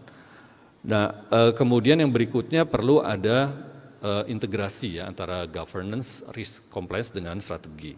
Nah, sekarang bagaimana nih peran dari profesi akuntan? Ya, di sini judulnya kalau Bapak Ibu kalian lihat adalah as one enabler for the achievement of integrated GRC for long-term value creation. Yang pertama di sini adalah kita harus memastikan bahwa professional accountants ini adalah technically competent, kemudian juga mempunyai professional skills, dan tidak itu saja tetapi juga values, ethics, dan attitudes. Itu yang pertama, jadi ya, kompetensi kita. Ya, yang berikutnya adalah bahwa dalam melaksanakan tugas kita perlu memastikan kita mengikuti kode etik dari profesi. Ya, itu salah satu keuntungan dari profesi ya. Profesi ini ada kode etik, jadi kita harus tunduk pada kode etik tersebut. Berikutnya, dalam melaksanakan tugasnya, kita ini sudah ada yang kasih pagar, yang udah ada standarnya, belum tentu loh di profesi lain. Jadi ini menurut saya merupakan suatu privilege ya, being as an accountant, karena kita sudah ada standar International Auditing Standards ya bagi para akuntan publik ya, ataupun kalau mau melakukan review itu juga sudah ada standarnya. Kemudian juga pada saat menyusun laporan keuangan itu juga sudah ada standar yang itu semuanya disusun secara global Bapak Ibu sekalian. Belum tentu profesi lain demikian. Ini adalah merupakan competitive advantage dari profesi akuntan yang harus kita gunakan gitu untuk memang mendorong bahwa profesi akuntan ini tetap relevan ke depan. Ya, kemudian yang berikutnya adalah kita ini juga harus accountable. Ya, pelaksanaan tugas kita itu harus accountable dalam arti apa? Perlu ada quality assurance atas jasa yang kita berikan dan ini tugas dari profesi tentunya dan perlu dipastikan juga jika ada pelanggaran etik atau pelanggaran terhadap standar ada konsekuensinya ya, investigation dan disiplin. Nah, jadi ini semua Bapak Ibu sekalian memang perlu kita terapkan dan di sini peran dari profesi akuntan memang ya untuk memastikan para anggotanya dapat memenuhi butir-butir ini. Ya, kalau tidak ya mungkin yang di slide sebelumnya saya sampaikan tidak akan tercapai. Berikutnya, selanjutnya saya akan menyampaikan secara lebih detail ya Bapak Ibu sekalian dan mungkin saya akan akan percepat ya presentasi saya supaya masih bisa ada tanya jawab. Jadi ini adalah saya berikan slide ini menyampaikan salah technical kompetensi ya dari seorang akuntan profesional. Ini saya mengacu kepada International Education Standard nomor 2. Jadi di sini memberikan daftar subjects yang harus dikuasai oleh untuk seseorang untuk menjadi seorang professional accountants. Dalam konteks IAI misalnya sebagai chartered accountants, ya chartered accountants. Kalau di IAPI mungkin CPA, ya dan ini baik IAPI maupun IAI harus mengacu ke sini, gitu ya Pak Hendang ya. Jadi harus sama gitu, ya. Nah, di sini yang saya highlight Bapak Ibu sekalian, ada governance, risk management, and internal control. Ya, itu adalah salah satu subjek yang masuk dalam IAS 2. Dan untuk masing-masing subjek di sini, itu juga sudah didefinisikan, disebutkan sejauh mana sih tingkat penguasaannya. Jadi ada yang foundation, intermediate, sama advance. Ya. Untuk financial accounting and reporting, management accounting, yang sebelah kiri atas tuh ya, itu adalah yang core-nya akuntan kan tuh ya. Management accounting, tax insurance, taxation, itu semuanya adalah intermediate, ya level of knowledge-nya. Yang sebelah kanan, termasuk juga corporate governance, sama Bapak Ibu sekalian, intermediate. Ya. Jadi seorang yang lulus sebagai CA ataupun CPA, harusnya penguasaan governance-nya tidak lebih rendah dibandingkan financial accounting. Itu Bapak Ibu sekalian. Ya. Dan itu penting untuk dipastikan bahwa memang demikian. Artinya apa? Artinya apa? Karena apa? Dengan dia menguasai governance, risk and management internal control, maka yang bersangkutan ini kalau dalam konteks kembali topik hari ini GRC itu akan lebih mudah melaksanakannya. Gitu. Kalau misalnya kuat di sini. Ya, ini yang saya ingin tekankan. Slide berikutnya. Dan ini saya berikan. Jadi dalam standar tersebut kemudian dijabarkan ya apa sih learning outcomes untuk masing-masing subjek. Nah untuk yang governance, risk management, and internal control ini saya hanya ambil 2 aja dari banyak ya. Seseorang yang ini adalah yang baru lulus ya sebagai CA, yang baru lulus sebagai CA dapat tadi itu yang dibagikan sertifikat harusnya sudah mampu melakukan ini. Mampu menganalisis komponen dari organization's governance framework, ya melakukan kajian komponennya apa saja, ya komponen secara struktur organisasi maupun secara substansi dari sisi prinsip misalnya. Kemudian juga mampu melakukan analisis risk and opportunities using a risk management framework. Ya jadi ini yang diharapkan dari seorang professional accountant Bapak Ibu sekalian. Oke, berikutnya, jadi dengan demikian jika memang kita ingin memberikan value added ya terhadap tadi itu integrated GRC, ya kita perlu memastikan menguasai yang tadi saya sampaikan. Nah, kemudian yang berikutnya yang juga penting di sini adalah Bapak Ibu sekalian, bahwa sebagai seorang professional accountant itu kita nggak cukup hanya kompeten secara teknis, tapi juga mempunyai professional skills. Jadi ini didefinisikan lagi ya, ada intellectual, interpersonal, personal, organizational. Dan itu kemudian untuk masing-masing kotak yang di bawah itu ada learning outcomes-nya. Ini contohnya, ke slide berikutnya. Ya, jadi untuk yang intelektual, ini untuk yang professional skills ya Bapak Ibu sekalian. Ini hanya beberapa poin ya, sebenarnya kalau mengacu ke International Education Standard itu lebih banyak. Jadi kita lihat di sini misalnya untuk yang intelektual ya, respond effectively to changes circumstances to solve problems. Artinya apa? Artinya seorang akuntan ini harus kemampuan untuk dapat selalu adapt ya. Kalau misalnya ada perubahan kondisi, kemudian bisa menyampaikan apa nih solusinya terhadap perubahan kondisi tersebut.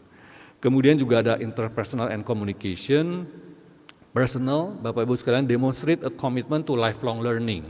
Ini penting sekali Bapak Ibu sekalian. Ya, kurikulum yang saya waktu itu, saya kuliah S1 tuh udah sekitar lama sekali ya, 40 tahun yang lalu, udah tua juga, itu udah berubah sekali dibandingkan sekarang. Dan selama 40 tahun ini ya tentunya harus belajar sendiri ya. Ya, dan ini udah berbeda sekali Bapak Ibu sekalian. Jadi harus dipastikan bahwa seorang akuntan profesional itu punya komitmen untuk lifelong learning, kemudian open mind to new opportunities. Ini beberapa contoh Bapak Ibu sekalian. Berikutnya ayat 4. Ini ayat 4 ada professional skepticism and judgment, ethical principles, commitment to public interest. Ya, commitment to public interest disebut lagi, ethics disebut lagi, kemudian ada professional skepticism. Nah, ada sebagian akuntan yang masih menganggap bahwa professional skepticism ini hanya diperlukan bagi auditor, bagi akuntan publik. Tidak ya Bapak Ibu sekalian, professional skepticism ini berlaku bagi semua akuntan, baik yang bekerja di perusahaan. Ya. Demikian juga kode etik profesi kode etik itu berlaku untuk semua. Ya, jadi memang seorang akuntan yang misalnya di bagian pembuat laporan keuangan, kalau misalnya kemudian ada atasan minta tolong dong nih dibikin supaya profitnya naik, diakui dong pendapatan, harusnya nolak. Ya, karena akan melanggar etik. Ya, kalau diberikan suatu informasi, mungkin bisa ke slide berikutnya. Ini jadi berlaku untuk semuanya Bapak Ibu sekalian ya. Jadi ini dan juga sudah diadopsi sama IAI, IAPI, IAMI juga ya. Tiga-tiganya. Jadi ini semua akuntan yang terdaftar di 3 asosiasi tadi ini harus tunduk pada 5 butir ini Bapak Ibu sekalian. Yang pertama adalah integrity. Kemudian juga slide berikutnya, yang professional skepticism tidak disebutkan ya. Jadi professional skepticism ini juga berlaku bagi seorang akuntan. Artinya apa? Kalau diberikan suatu fakta atau data tidak kemudian langsung percaya, diverifikasi dulu. Ya, jadi itu Bapak Ibu sekalian, tentunya ya tidak mudah untuk menerapkannya, tapi sebagai ya mungkin juga masuk bagi IAI, IAPI ini harus dipastikan terus gitu ya, anggota-anggotanya memang memiliki nilai-nilai tersebut. Nah, kemudian yang terkait dengan sustainability ini juga kenapa efek ini sekarang sangat concern dengan sustainability, karena efek berpendapat bahwa profesi akuntan ini bisa berperan besar signifikan dalam mendorong dunia ini mencapai target tadi ya, zero carbon emission dan seterusnya. Ya, yang pertama adalah memastikan integrasi sustainability in business model yang tadi saya sudah sampaikan. Yang berikutnya juga dalam untuk memastikan credible sustainability reporting. Ya, karena saat ini kan sustainability report ini standarnya belum global seperti IFRS ya. Jadi banyak sekali subjectivity, kita kenal ada istilah greenwashing. Nah, ini peran dari profesi akuntan itu penting sekali Bapak Ibu sekalian. Ya, jadi bahkan standar-standar akuntansi ya Bapak Ibu sekalian, standar akuntansi misalnya PSAK 74 nih terkait asuransi nih, ya itu sebenarnya standar tersebut juga akan merubah perilaku Bapak Ibu sekalian, merubah perilaku perusahaan, yang perusahaan yang tadinya mungkin tidak terlalu memperhatikan dampaknya risiko, misalnya pada saat kemudian memperoleh premium, itu sekarang harus berpikir ini memperkirakan berapa nih bagaimana kemungkinan terjadinya ada klaim dan seterusnya. Ya, jadi standar akuntansi itu juga akan merubah behavior dari perusahaan untuk lebih GRC, Bapak Ibu sekalian. Nah, justru tentunya yang kita perlu pastikan adalah bahwa perusahaan-perusahaan ini menerapkan standar-standar tersebut secara substantif, benar-benar memahami. Ya, jadi ini yang terkait dengan peran akuntan dalam keberlanjutan. Ya, mungkin saya nggak perlu bahas secara detail ya, bisa dibaca di sini Bapak Ibu sekalian.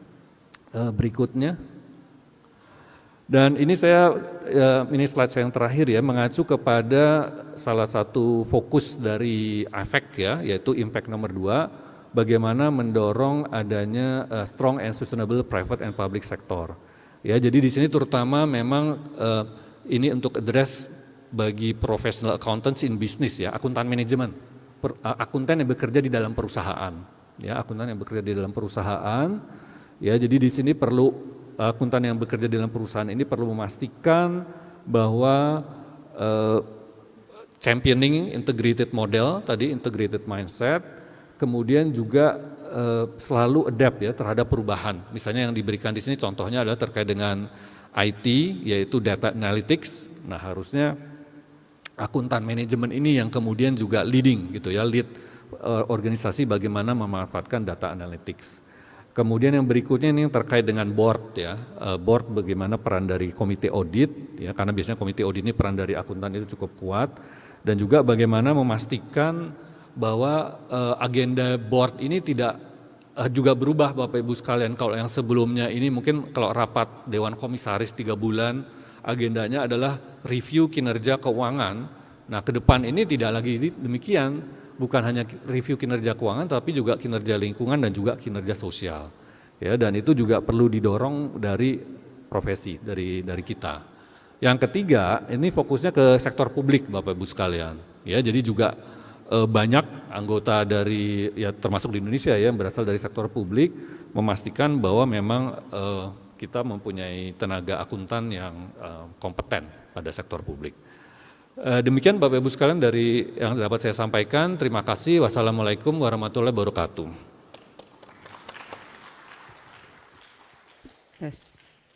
Terima kasih Profesor Sidarta. Sebenarnya sebelumnya saya kelupaan ada pooling Mas Tata yang harusnya kita lakukan sebelum pemaparan, tapi nggak ada salahnya kalau kita tetap lakukan ya. Kalau boleh silakan barangkali pooling yang untuk sesi kedua. Oh, ternyata sudah diisi. Jadi pertanyaan pertama adalah apakah faktor utama yang bisa mendorong akuntan dalam menerapkan GRC di organisasi? Peserta menjawab komitmen dan budaya organisasi yang mendukung GRC. Jadi berarti sebenarnya mereka udah pede nih, Mas Tata punya kompetensi dan kepatuhan terhadap kode etik. Tinggal bagaimana komitmen dan budaya organisasi yang mendukung GRC yang mungkin membuat mereka jadi punya ekosistem yang baik untuk bisa melaksanakan GRC.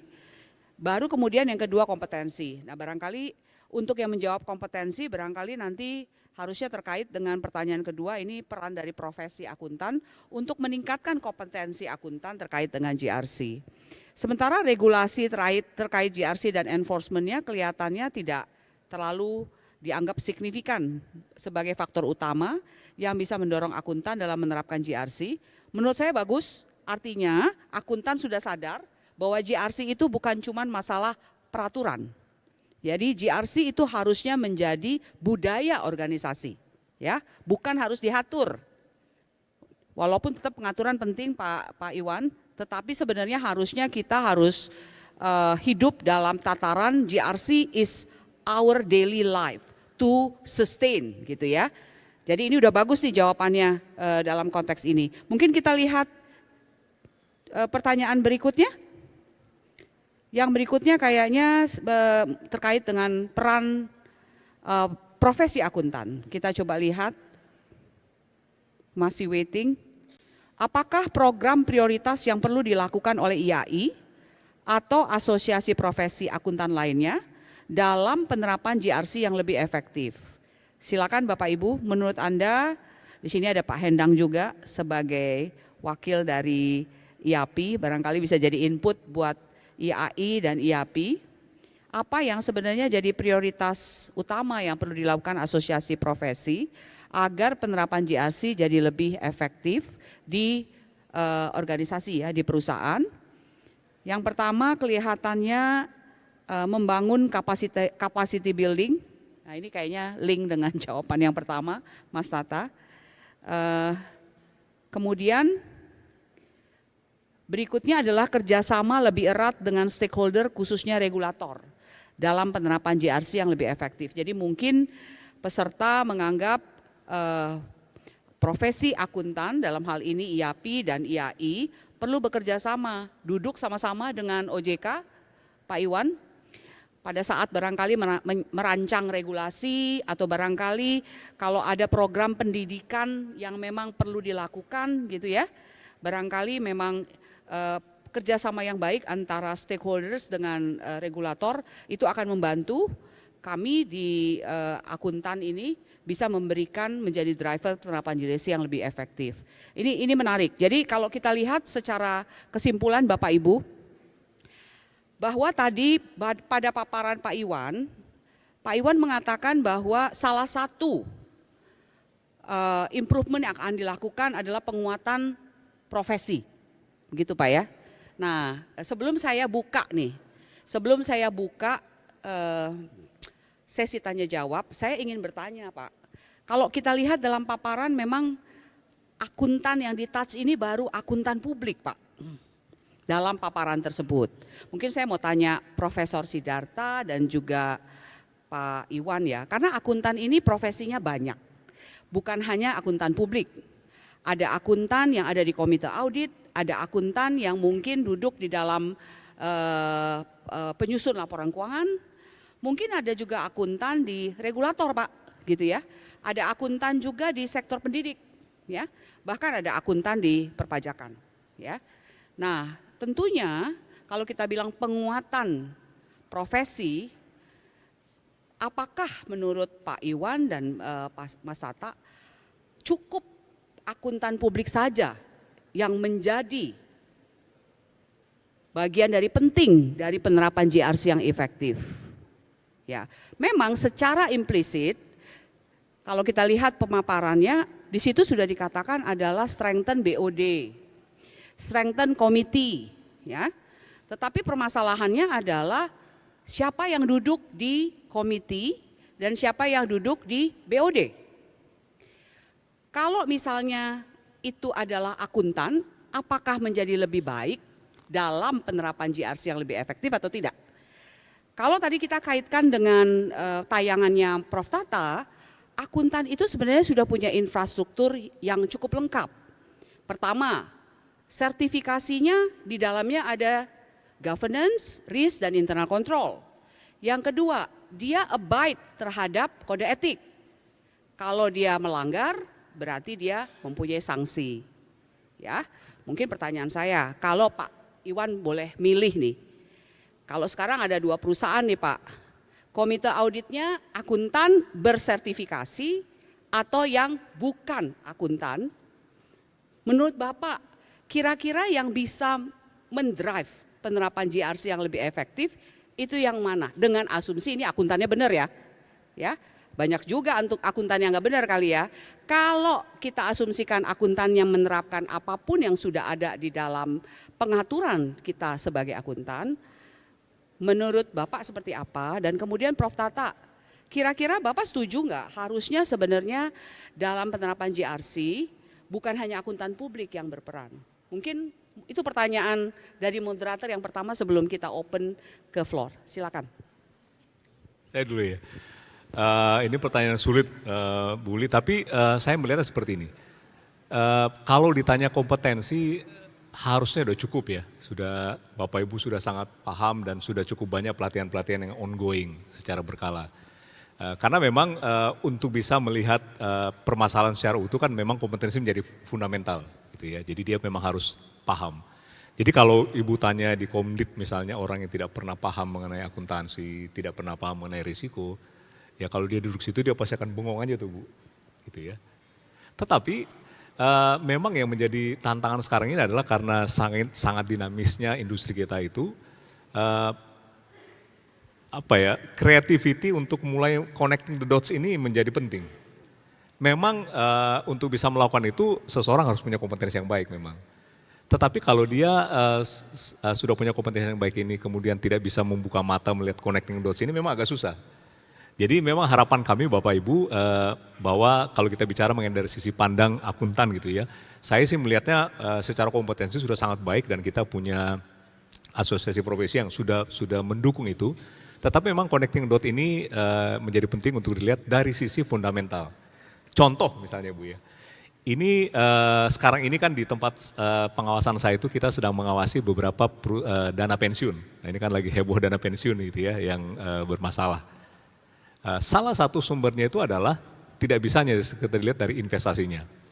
Tapi di dalam struktur dana pensiun itu misalnya ada komponen iuran pemberi kerja berdiri gitu ya, yang harus ditepati secara tepat waktu, kemudian kalau kurang ditambah.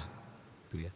Nah kita itu punya satu contoh di mana satu dana pensiunnya itu sedang bermasalah karena iuran pendirinya itu belum dibayarkan secara teratur, kemudian dia menjadi kekurangan pendanaan.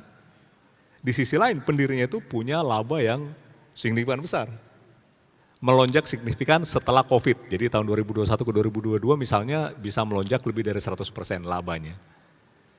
Nah, waktu kita kemudian raise concern ini, memang ada pertanyaan, emang nggak ada yang ngingetin direksi bahwa kita itu masih punya kewajiban untuk menutup defisiensi dana pensiun. Nah ini bisa jadi mungkin juga pengurus dana pensiun ini nggak ngobrol gitu ya. Tetapi kan memetakan bahwa ini ada kewajiban yang harus dipenuhi itu. Nah seperti itu loh Bu. Jadi saya sih melihat memang ini connecting dot ini memang butuh ngobrol, butuh interaksi dengan teman-teman yang lain yang punya expert yang lain untuk bisa menangkap itu. Nah itu salah satu contoh saja gitu Bu ya. Contoh lain tadi saya ngobrol-ngobrol, jadi kita itu punya isu misalnya di syariah sekarang ini. Syariah kita sekarang ini Bapak Ibu itu kan ada ketentuan mengenai misalnya dana tabaru, harus solven gitu ya. Nah ini kita punya satu kasus di mana solvabilitasnya itu kecil banget, bahkan cenderung negatif di tabaru. Tapi tabaru ini ternyata belum menjadi kewajiban yang bisa didanai oleh court. Karena court-nya itu sendiri adalah harus hanya bisa digunakan untuk bayar klaim atau bayar biaya. Sementara tabaru itu belum menjadi biaya, tetapi sebenarnya sudah potensi biaya ke depan. Nah ini menjadi dispute Bapak Ibu. Kenapa? Karena perusahaannya ini induknya tidak bisa kasih court. Nah hal seperti ini Bapak Ibu yang memang menjadi kompleks dan muncul di dalam hal-hal dinamis yang sekarang ini memang menjadi perlu solusi gitu ya. Nah, connecting dots ini Bu, contoh-contoh mungkin yang saya pikir dengan ekspertis Bapak Ibu yang sudah malang melintang gitu ya, dan sudah sangat paham, memang hal seperti ini mungkin perlu pencerahan, creativity gitu ya, untuk kemudian mulai di-solve. Kira-kira itu Bu mungkin, thank you. Baik, terima kasih Pak. Prof. Sidarta barangkali bisa Ya, menanggapi. bagaimana peran dari akuntan ya, selain dari akuntan publik. Ya dari presentasi yang tadi saya sampaikan ya, kalau dalam konteks GRC, peran dari akuntan terutama akuntan manajemen jelas sangat strategis ya di sini dalam mendorong GRC yang integrated tadi yang kemudian berdampak positif karena mereka inilah yang berada di dalam perusahaan ya yang kemudian bisa sebagai pendorong lah agar GRC ini dijalankan secara substantif. Dan kalau misalnya mereka memiliki tadi ya kompetensi yang saya sampaikan, kemudian juga dengan perilaku yang sesuai dengan Code of Ethics, harusnya sih itu bisa kemudian berdampak positif terhadap GRC. Akuntan publik berperan dalam hal ini, dalam konteks GRC adalah dalam hal memastikan bahwa laporan keuangan yang disusun ini adalah sesuai dengan standar akuntansi yang berlaku. Ya, karena kalau misalnya laporan keuangan disusun dengan standar akuntansi berlaku ya, terutama misalnya untuk asuransi atau untuk bank, itu pada akhirnya juga akan mendorong perusahaan ini untuk memperhatikan aspek risiko gitu secara otomatis karena standar akuntansinya ini yang mendorong mereka melakukan itu. Nah, di sini peran dari akuntan publik adalah memastikan standar akuntansinya diterapkan sehingga tujuan akhirnya itu tercapai ya bahwa governance risk sama compliance sejalan. Tapi memang betul sekali bahwa peran dari akuntan professional accountants in business ini juga sangat penting ya. Makanya itu kenapa efek dari mereka itu kan ada 3 fokus ya. Nah fokus yang kedua itu secara eksplisit gitu disebut ini adalah terutama untuk professional accountants in business. Ya. Di sini ada Prof. Linda nih, yang juga anggota board dari Professional Accountants and Business. Mungkin kalau mau share juga. Ya, jadi barangkali ini relevan, sangat terkait dengan inisiatif Ikatan Akuntan Indonesia untuk membentuk satu kompartemen baru. Ya Pak Iwan, barangkali kami ingin sampaikan, karena kita melihat nih bahwa sebenarnya akuntan yang ada di bisnis, di perusahaan, ini justru harus diperkuat. Ya, oleh karena itu IAI membentuk satu kompartemen baru, kompartemen akuntan sektor bisnis. Nanti akan di-launch tanggal 22. Sekalian kita tumpengan hari ulang tahun IAI yang ke-66.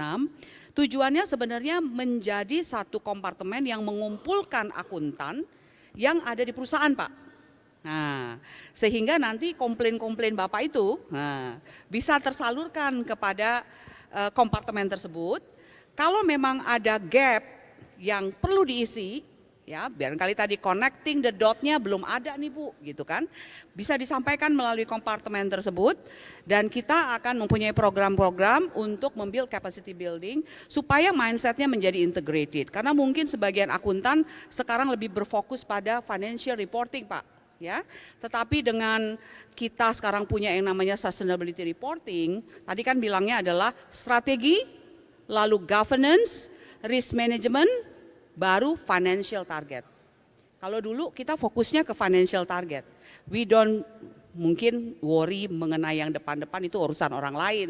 Sekarang akuntan nggak bisa bilang begitu Pak. Kenapa? Karena kita harus meng-ensure financial reporting and sustainability reporting yang akan di-issue ke publik itu govern dan andal. Itu adalah salah satu tanggung jawab akuntan. Jadi ayo kita para akuntan wake up, kita sekarang beyond numbers. Seperti topik kita hari ini beyond numbers. So GRC adalah bagian penting dari peran kita sebagai akuntan untuk mendrive penerapannya. Ya. Nah mungkin karena masih ada sedikit waktu, saya ingin mengundang peserta yang hadir di sini untuk menanyakan sesuatu atau memberikan komentar. Apakah sudah ada melalui jalur online? Pertanyaan yang mungkin diajukan, silakan Pak. Saya melihat ada yang tunjuk tangan, panitia tolong mic-nya. Silakan nama dan kemudian kepada siapa Pak, silakan. Ya, terima kasih. Nama saya Sasongko Wisnu Broto dari Jakarta. Saya menanyakan kepada Pak Iwan yang OJK. Untuk kasus-kasus pencucian uang, apakah OJK sudah punya cara khusus untuk mencegah ataupun menelusuri terjadinya kasus-kasus pencucian uang? Trik-triknya bagaimana Pak untuk menterasir bahwa si A ini telah mencuci uang gitu.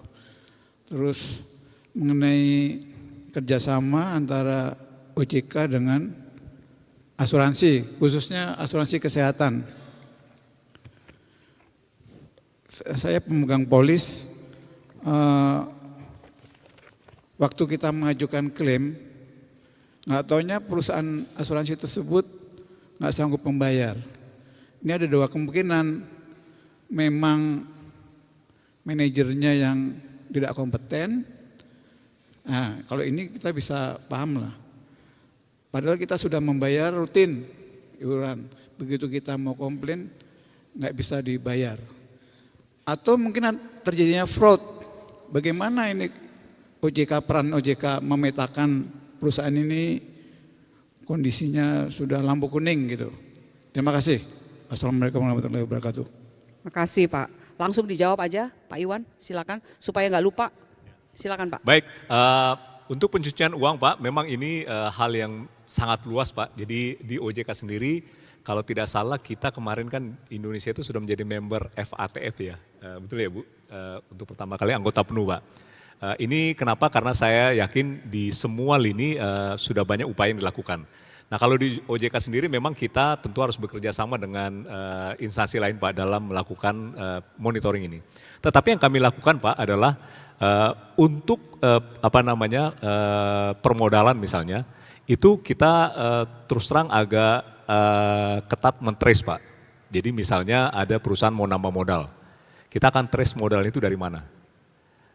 Kalau modalnya itu misalnya dari, bahkan misalnya kalau modal itu dari pinjaman bank, ya even kalau dari terminologi pencucian uang kan sepertinya sudah cukup aman ya Pak, itu ada prosesnya. Kita trace kalau misalnya ada perusahaan joint venture Pak, kalau di asuransi misalnya, itu kita sampai trace dia sampai sumber pendananya dari mana, perusahaannya di mana, rekeningnya di mana gitu loh. Jadi hal seperti itu yang kami lakukan Pak untuk memastikan bahwa proses itu bisa dilakukan dengan baik. Untuk yang lebih mikro, misalnya ada nasabah ingin mencuci uang, itu juga sudah ada prosesnya Pak, di mana memang perusahaan asuransi, perusahaan reasuransi itu kita minta mereka memastikan bahwa nasabahnya itu ada KYC yang harus dilakukan dan melaporkan secara berkala. Ada beberapa kriteria, misalnya kalau pekerjaannya misalnya mengatakan dia misalnya pegawai daerah gitu Pak ya, tapi bisa membeli polis misalnya preminya 1 miliar. Nah ini tentu bukannya tidak mungkin ya Pak, tapi risk question.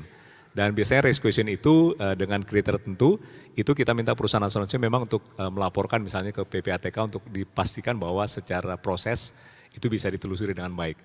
Nah hal seperti ini Pak yang kita dorong, dan kalau misalnya nanti ditemukan ada kasus-kasus tertentu, ini juga jadi alat ukur kita, misalnya sebagai contoh di perusahaan asuransi, kalau ternyata ada ditemukan kasus di misalnya KPK, dan kemudian ternyata orangnya itu salah satu pemegang polis tapi kemudian tidak melaporkan. Nah ini juga menjadi bahan kami untuk menilai perusahaan tersebut itu Pak. Jadi hal seperti itu yang kita lakukan dalam skop yang dimungkinkan untuk OJK. Tetapi kemudian kerjasama dengan instansi lain itu memang sangat dibutuhkan dan terus kita lakukan. Karena memang mereka yang punya kompetensi itu Pak.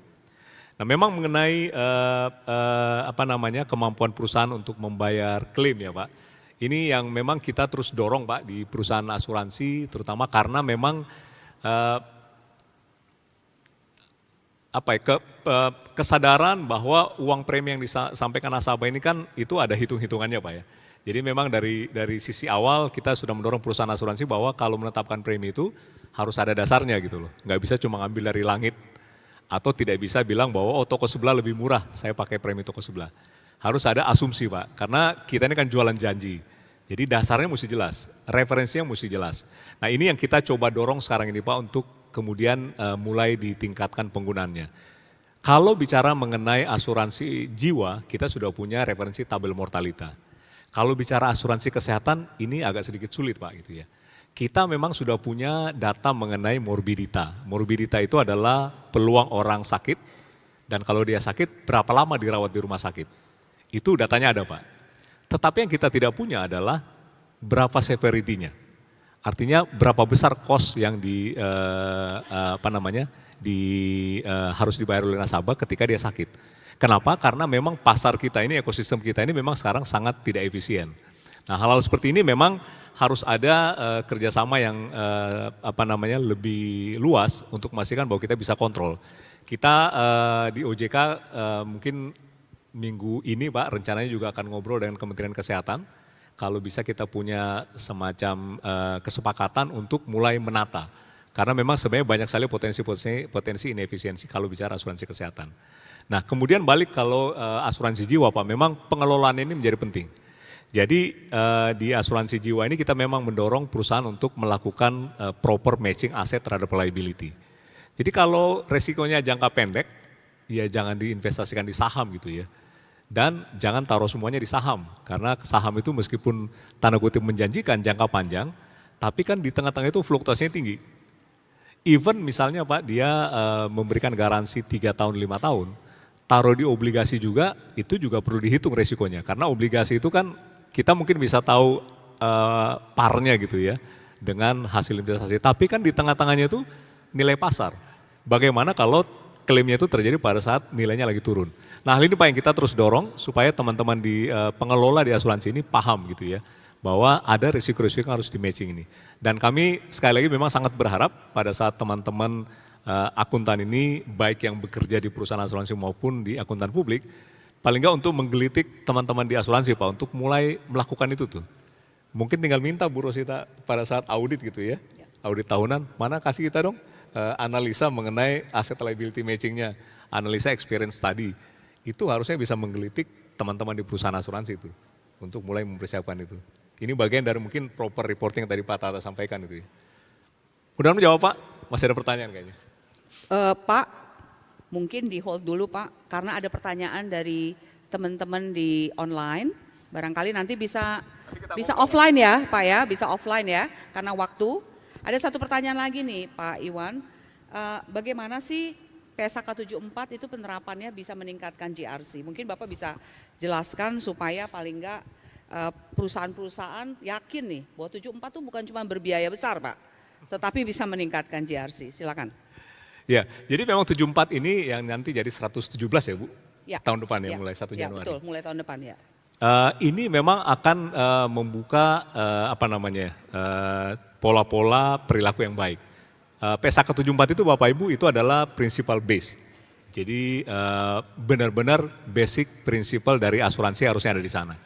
Sebagai contoh yang pertama Bapak Ibu, di dalam penyusunan laporan ini ada yang namanya onerous product gitu ya. Ini contoh praktis. Onerous product ini adalah suatu mekanisme di mana perusahaan itu harus membuat pencadangan di depan atas potensi loss yang sudah yang akan dihasilkan oleh produk itu meskipun belum terjadi.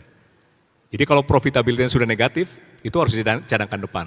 Sementara kalau profitability masih ada ke di depan, itu kemudian dimasukkan dalam satu mekanisme di mana profitnya itu nggak bisa diakui sekaligus di depan, tapi kemudian harus diamortisasi ke belakang.